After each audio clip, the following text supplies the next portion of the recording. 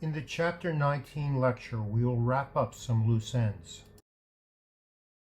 When dealing with statistical analysis, beware of fools, including yourself. Remember the quotation from Richard P. Feynman. The first principle is that you must not fool yourself, and you are the easiest person to fool. Statisticians argue a lot about statistical techniques, which is why one great statistician suggested that the plural noun for a group of statisticians should be an argument. Here are two impassioned arguments against the way hypothesis testing is commonly practiced from accomplished statisticians. Since the 1990s, the critique of hypothesis testing has grown louder. Here is a comment from 1982 from John P. Campbell, the outgoing editor of the Journal of Applied Psychology. One of the most frustrating aspects of the journal business is the null hypothesis. It just will not go away. It is impossible to drag authors away from their p-values, and the more zeros after the decimal point, the harder people cling to them. It is almost as if all the statistics courses in the world stopped after the introduction of type 1 error. Perhaps p-values are like mosquitoes. They have an evolutionary niche somewhere, but no amount of scratching, swatting, and spraying will dislodge them. Investigators must learn to argue for the practical significance of their results without reference to inferential statistics. Here is a similar and more recent comment from R. Chris Fraley, a psychologist from the University of Illinois at Urbana-Champaign. Fraley wrote, "Sir Ronald Fisher has befuddled us, mesmerized us, and led us down the primrose path. I believe that the almost universal reliance on merely refuting the null hypothesis as the standard method for corroborating substantive theories in the soft areas, personality and social psychology, is a terrible mistake. It is basically unsound, poor scientific strategy and one of the worst things that ever happened in the history of psychology." Here are some key takeaways from studying statistics. 1. Facts based on sample statistics are probabilistic. 2. Facts do not have 100% certainty. 3. We never consider the null hypothesis true when we fail to reject it. 4.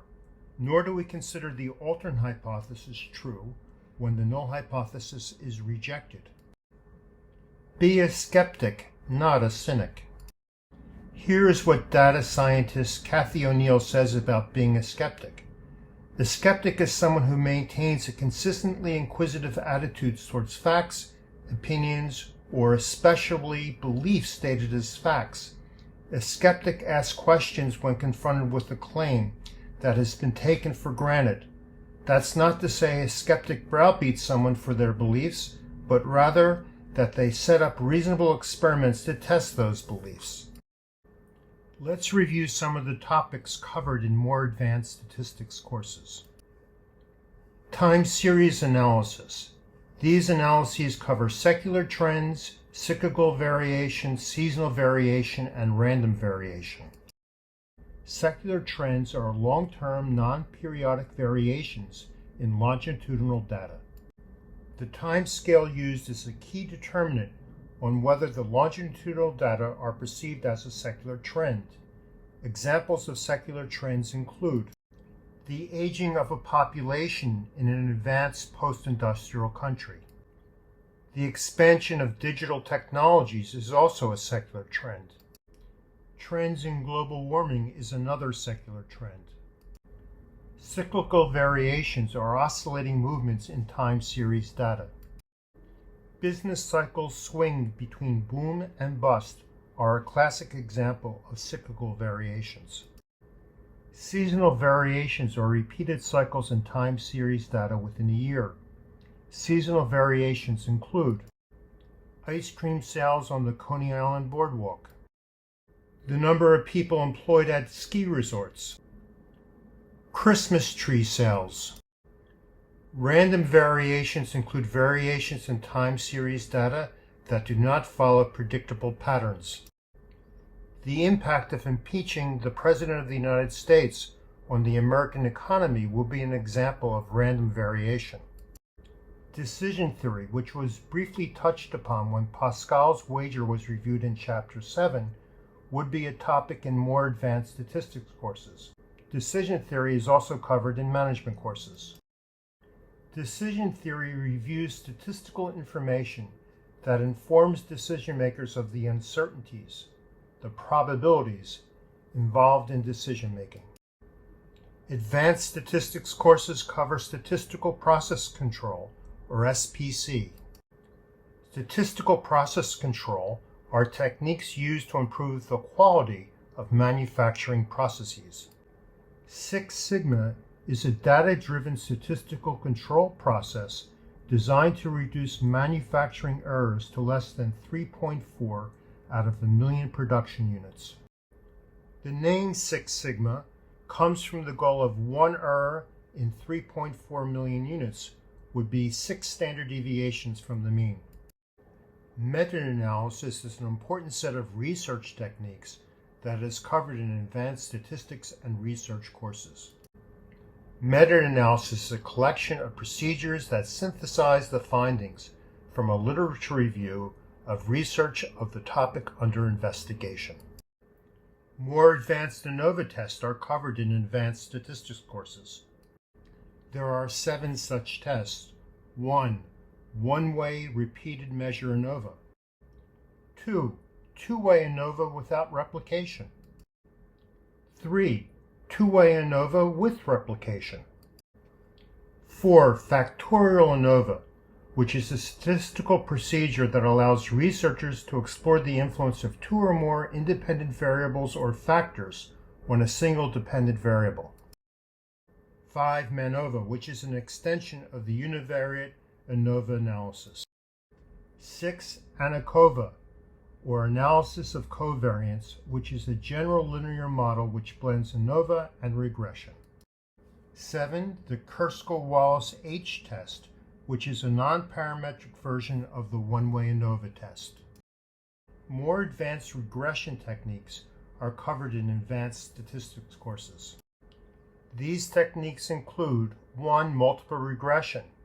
Multiple regression models the relationship of 2 or more independent variables on a dependent variable. 2. Spearman's row. Spearman's row is a non-parametric version of linear regression. 3. Kendall's taw, which is a non-parametric measure of relationships between columns of ranked data. 4. Logistic regression. Logistic regression calculates the probability of an event taking place by having the log odds for an event be a linear combination of 1 or more independent variables. 5. Multinomial logistic regression generates logistic regression for problems with 2 or more possible discrete outcomes. 6. Polynomial regression is used to model nonlinear data. 7. Structural equation modeling are diverse multivariate analysis techniques that are used to analyze structural relationships. A variety of non-parametric techniques are explored in advanced statistics classes. These techniques include the sign test, Wilcoxon signed rank test, Wilcoxon-Mann-Whitney test, Kerskel-Wallace test, Moore's median test, Friedman test, and Spearman's rank correlation. The techniques covered in clear-sighted statistics are often called frequentist techniques. Frequentists have dominated statistics for over 120 years. Bayesian inference is based on subjective probability.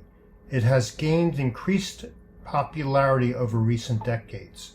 Some advanced statistics courses would be dedicated to Bayesian inference. Bayesian inference versus null hypothesis testing. Null hypothesis testing only provides evidence against the plausibility of the null hypothesis, but fails to provide any evidence in favor of the alternate hypothesis.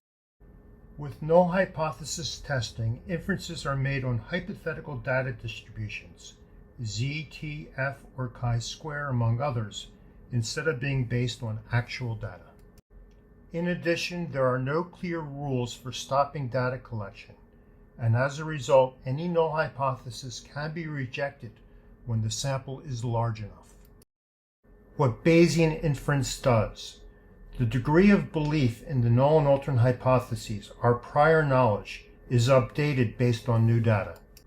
Researchers review the magnitude of the evidence that supports the existence of effect instead of a dichotomous decision that the effect either exists or does not exist. There are three sources of information. 1. A model that specifies how latent parameters phi generate data d. 2. Prior information about parameters. 3. The observed data or likelihood. Bayes factors lend support to either the null hypothesis or alternate hypothesis. The Bayes factor equals the probability of the data given the alternate hypothesis over the probability of the data given the null hypothesis. Interpreting Bayes factors.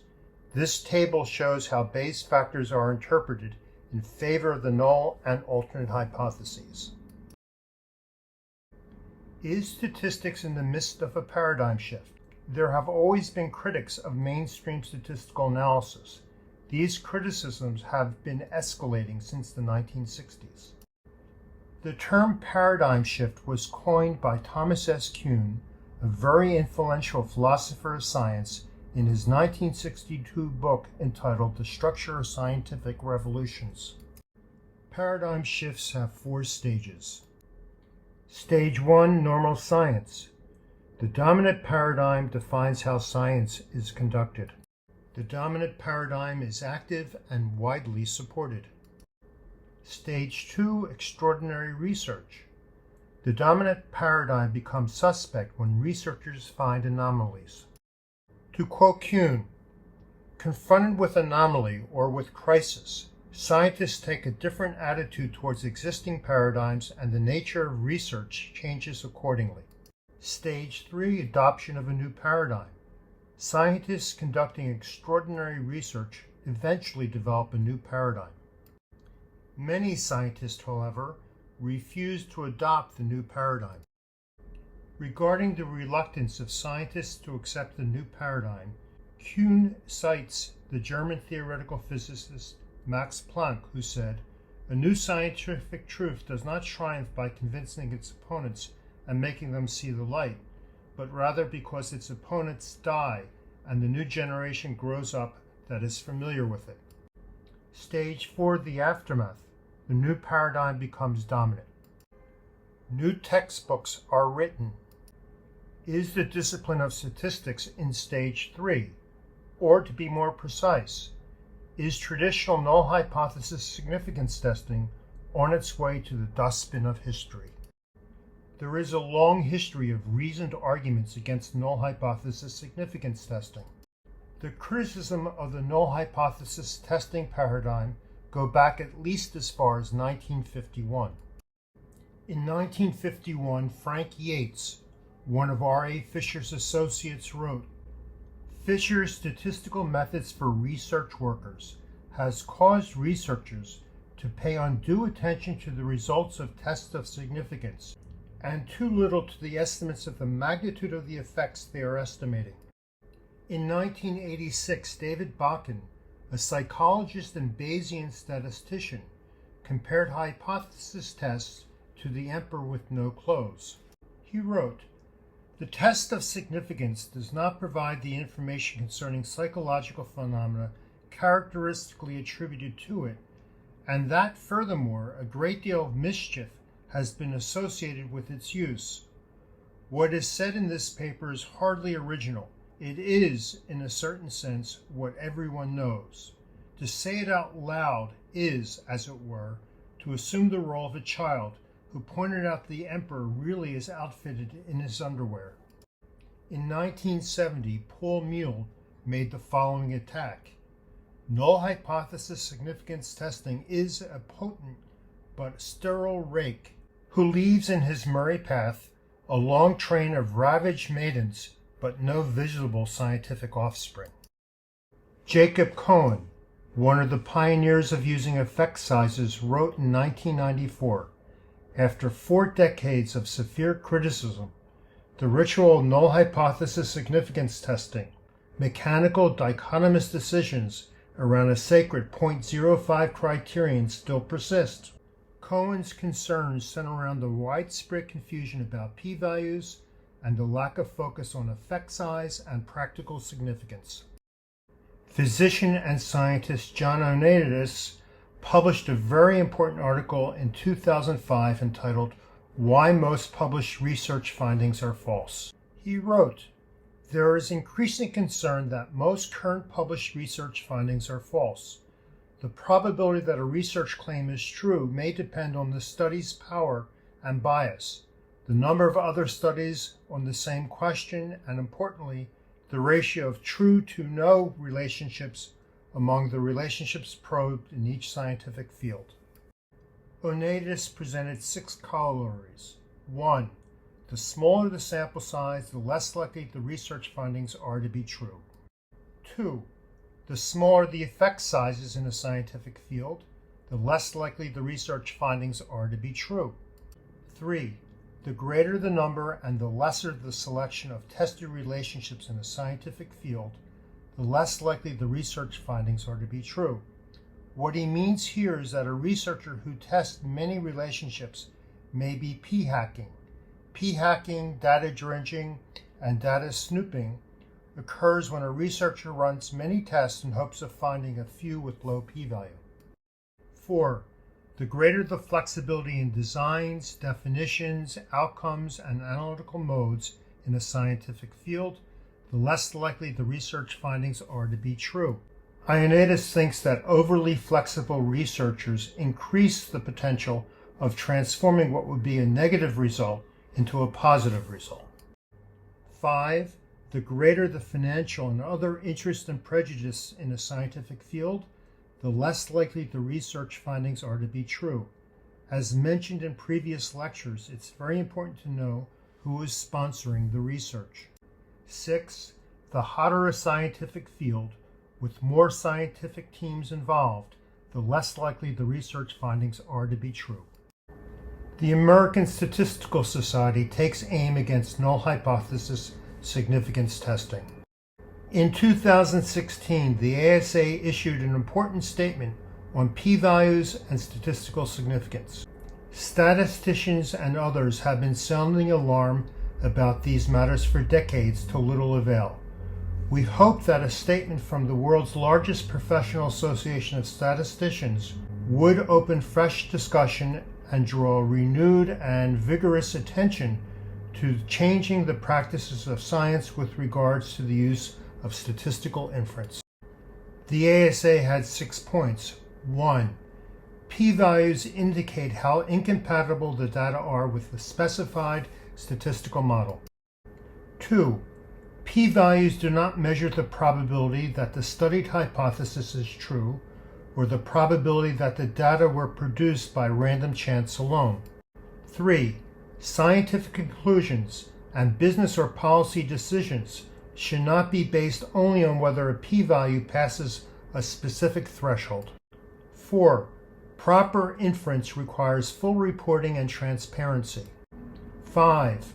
A p-value or statistical significance does not measure the size of an effect or the importance of a result.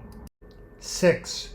By itself, a p-value does not provide a good measure of evidence regarding a model or hypothesis. The ASA concluded their 2016 statement by saying, "Data analysis should not end with the calculation of the p-value when other approaches are appropriate and feasible." Approaches include confidence, credibility, or prediction intervals, Bayesian methods, alternative measures of evidence, such as the likelihood ratio or Bayes factors, and other approaches such as decision theoretic modeling and false discovery rates. In 2019, the American Statistical Association issued an even tougher statement. The ASA's statement on p-values and statistical significance stopped just short in 2016 of recommending that declarations of statistical significance be abandoned. Today we take that step here.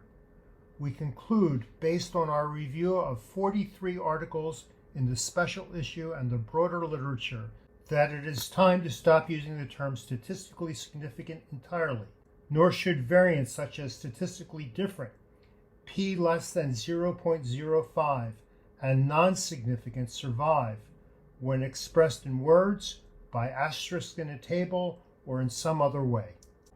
The authors of the ASA editorial noted that the 43 articles that followed do not sing as one.